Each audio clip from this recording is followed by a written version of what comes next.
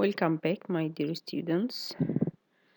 In our organizational behavior course, we will discuss today chapter 3 about attitudes and job satisfaction.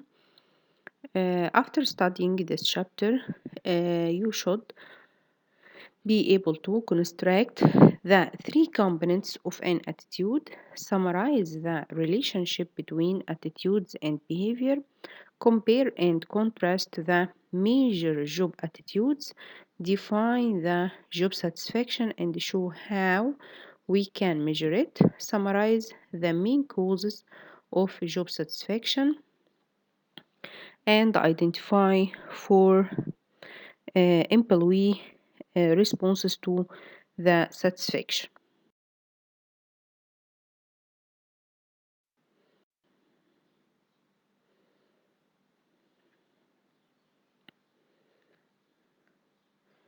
In the first point in this chapter, um, we will discuss the meaning of the attitude and the three components or the three main components of the attitude.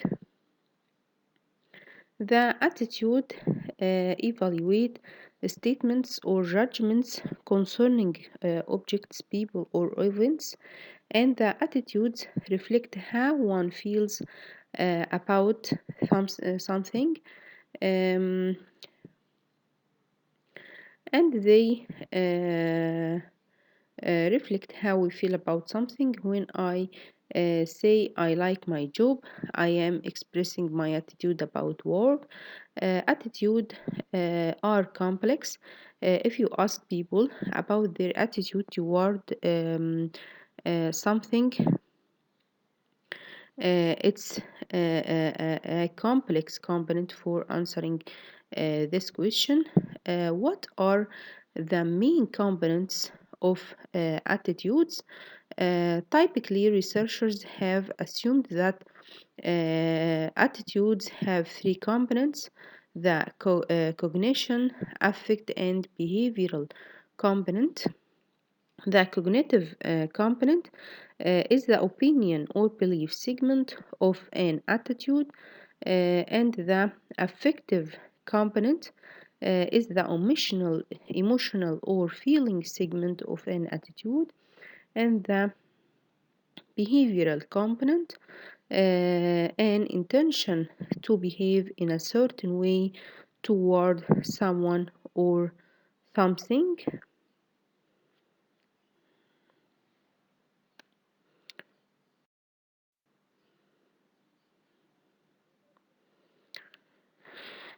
In discussing the attitude, uh, we can explain the theory of the cognitive dissonance. Is it theory shows that the attitudes follows behavior, and the cognitive dissonance any incompatibility between two or more attitudes or between behaviors and attitudes, and the individuals seek to reduce this gap or this dissonance.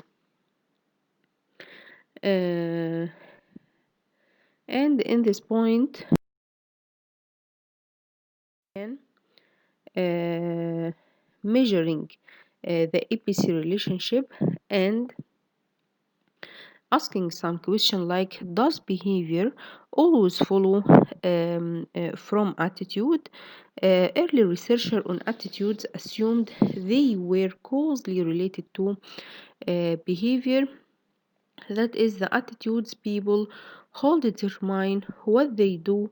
Common sense too suggests a relationship isn't logical, that people watch television programs they look, or that employee try to avoid assignments they found distasteful. The recent research indicates that the attitude with letter A significantly predict behavior with letter B when moderating variables are taken into account. Some moderating variables should be taken in account, like the importance of the attitude, specifically of the attitude, accessibility of the attitude, social pressure on the individual, and the direct experience with the attitude.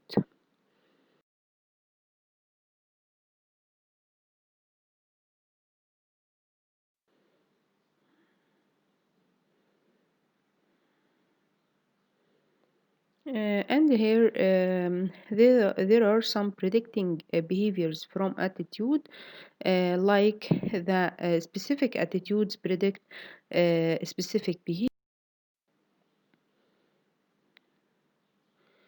In this chapter, we have 6 major types for the attitudes.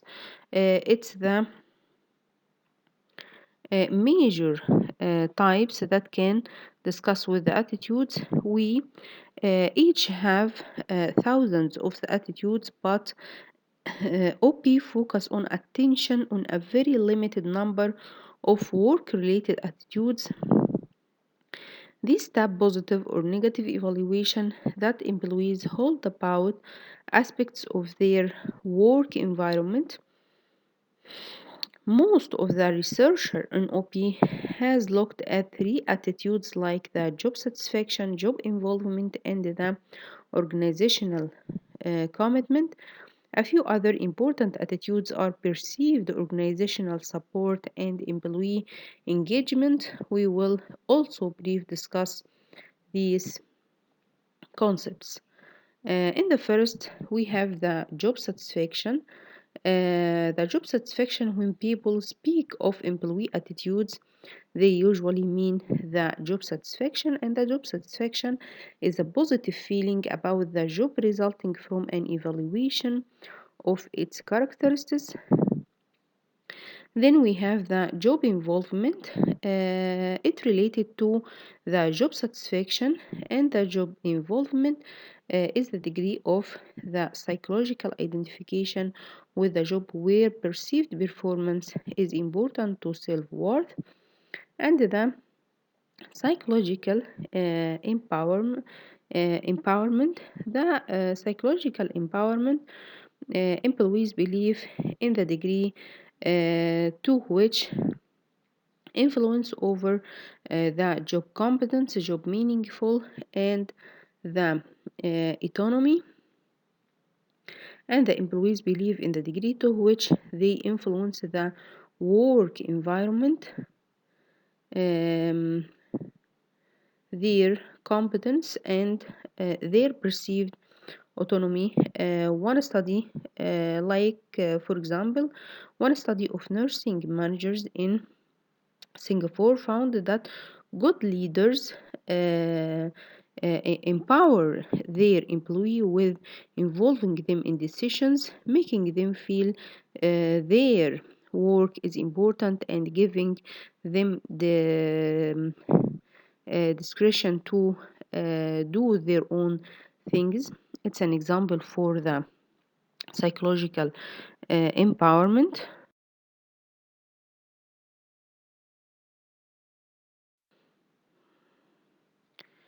To complete the major types of the job attitudes, we have the organizational we have the organizational commitment.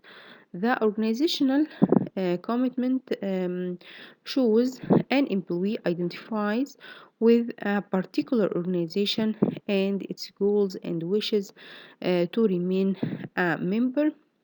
Most researchers has focused on emotional attachment to organization and believe in its value as the globe standard for employee commitment. A positive relation appear to exist between the organizational commitment and the job productivity, but it's a modest one. Um, For measuring the organizational commitment, we have three dimensions for the organizational commitment: the affective dimension, the emotional attachment to organization, and the continuous commitment include the economic value of staying, and the normative dimension include the moral or ethical obligation, and in the organizational commitment has some relation to performance.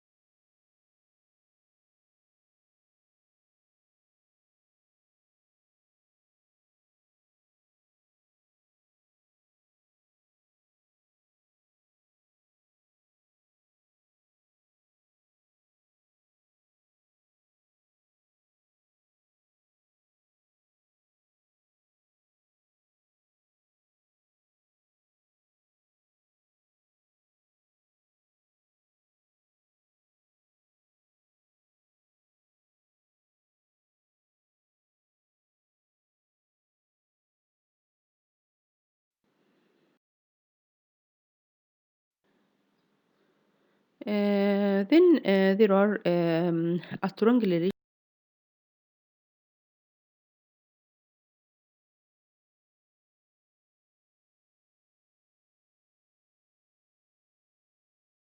these concepts, and all these concepts are related with each other.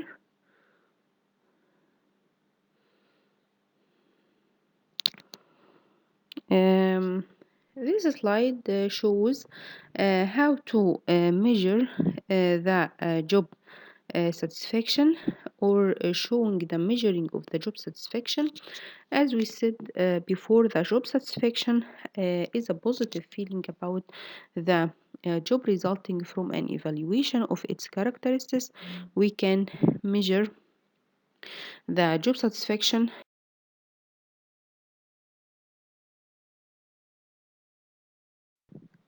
This is an example of the summation score.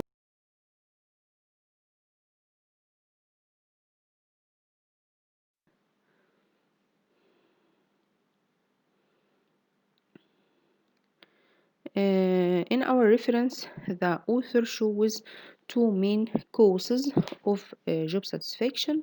The first cause is pay influences of job satisfaction, and the second cause is the personality, and it can influence the job satisfaction.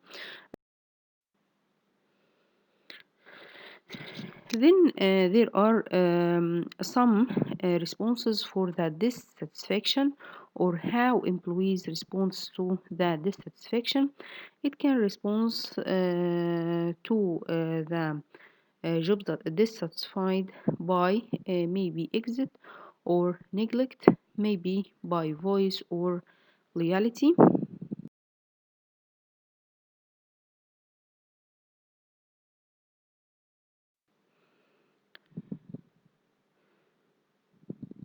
And there um, some relationships between the job satisfaction and some relevant variables like the productivity, absenteeism, and turnover. The absenteeism and productivity: satisfied workers more productive, more productive workers are more satisfied, and the work productivity is higher in organization with more satisfied workers. Then there are a positive relationship between the satisfaction and the productivity. But the relationship between satisfaction and absenteeism: the satisfied employees have fewer avoidable absences, then the relationship is negative or diverse relationship. The satisfaction and turnover: the satisfied employees are less likely to quit, or the organizations take actions to retain high performers and to weed out relationship. Then we have the relationship between the satisfaction and the organizational citizenship behavior. Also, there are a positive relationship between the satisfaction and organizational citizenship behavior. The satisfied employee who feel fairly treated by and are trusting of the organization are more willing to engage in behaviors that go beyond the normal expectations of their jobs. Uh, we discuss the different major types of the job satisfaction and the relationship between every variable and the job satisfaction.